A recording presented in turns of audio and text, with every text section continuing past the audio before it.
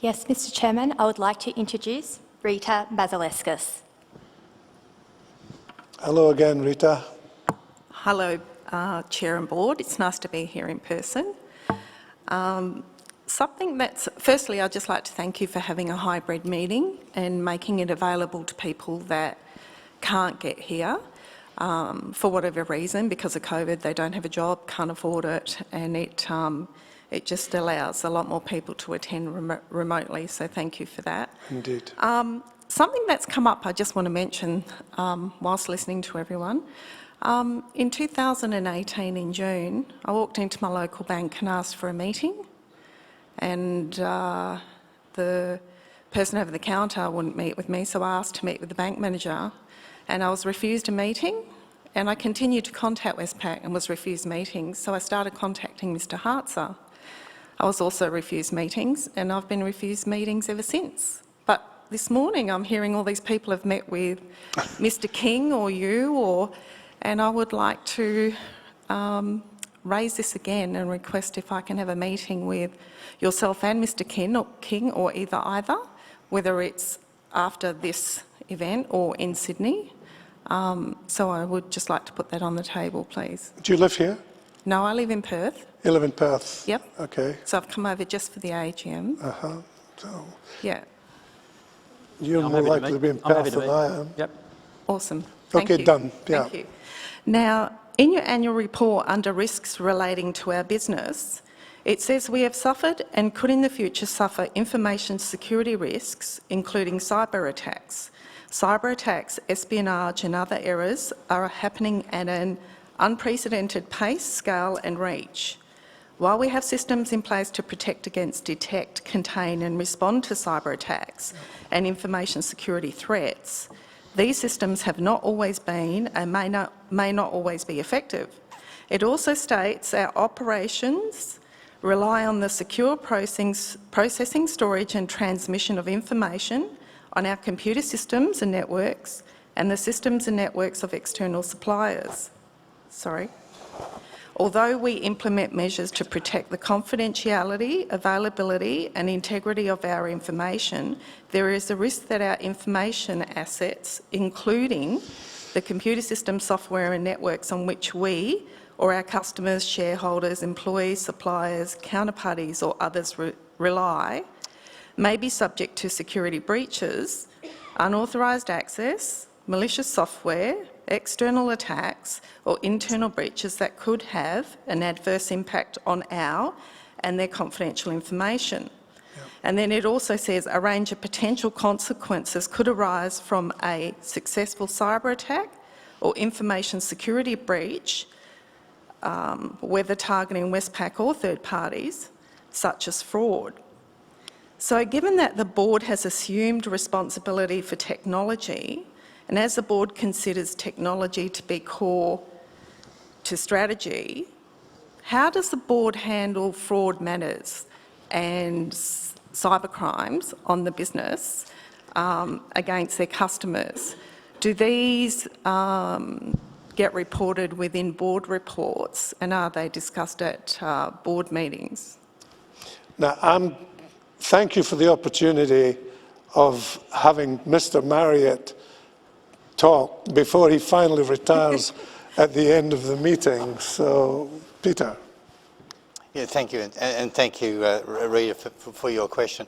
Can I assure you that cyber matters receive considerable attention at the board and at the board risk committee.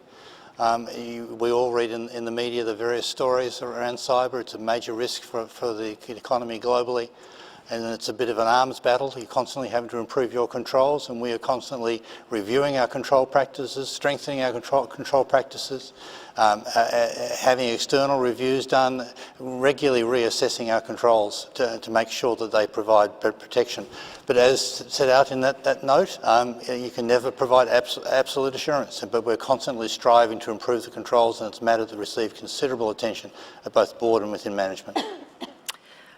Just in relation to that, I have a second question I'll ask later, but there was something else I was going to raise, which ties in here, if you don't mind me just bringing it up. Why don't you just ask it, and we'll do it.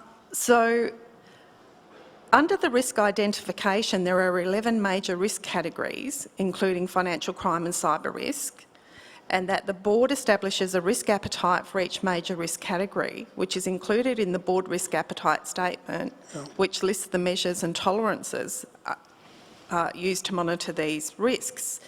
Now, then under the board skills, within the annual report, there is a table with 10 categories for skills and experience, which one is technology, digital and data.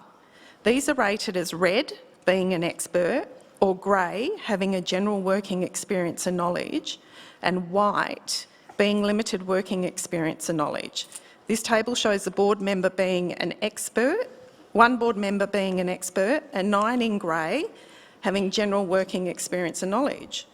And then under the committee structures, it mentions that the board is assisted by 4 board committees, and that in financial year 22, we made 2 changes in our committees, that the Board Legal, Regulatory and Compliance Committee was recombined with the Board Risk Committee, and the Board Technology Committee was dissolved with its responsibilities assumed by the board and or the Board Risk Committee.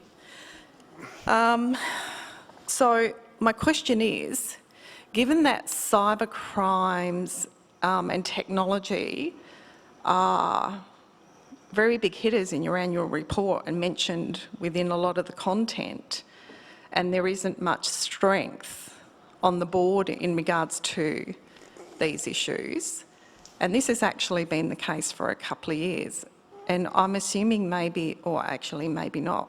Are you the expert, Peter, on the board? No, but For technology? Peter will answer this question, but I would make a couple of comments. One is, we were pretty black and white about that colour.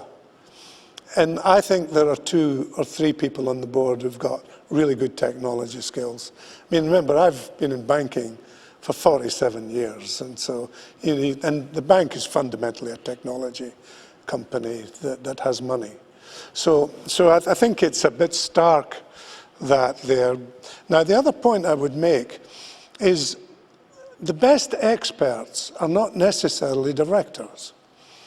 You know, we've got superb people in management in technology, you know, that have come from the best in the world to the bank. Plus, we have access to the best advisors in technology globally. And therefore that probably is better in a sense than having a director on the board. But we need adequate oversight on the board for technology, but it doesn't actually equate to getting the best possible global advice, because that's really important. Now, Peter, I don't know if there's anything you want to say. Oh, this is a board skills one, so I think that's the right way. We rely on management, but we also get expertise in, global expertise in. So, yeah, you're right to highlight that we haven't got global expertise on the board, but the good thing is we've recognised it and we supplement it by getting it in other ways. Yeah, but it's also, we've escalated it as a more important item for the board. You know, we've not reduced our focus on it, we've increased our focus on technology. So does that mean the technology committee that's been dissolved and now sits with the board, you rely more on external consultants? No, that the board has that item as if it were in that committee. So nothing's changed. Okay, all right, thank you.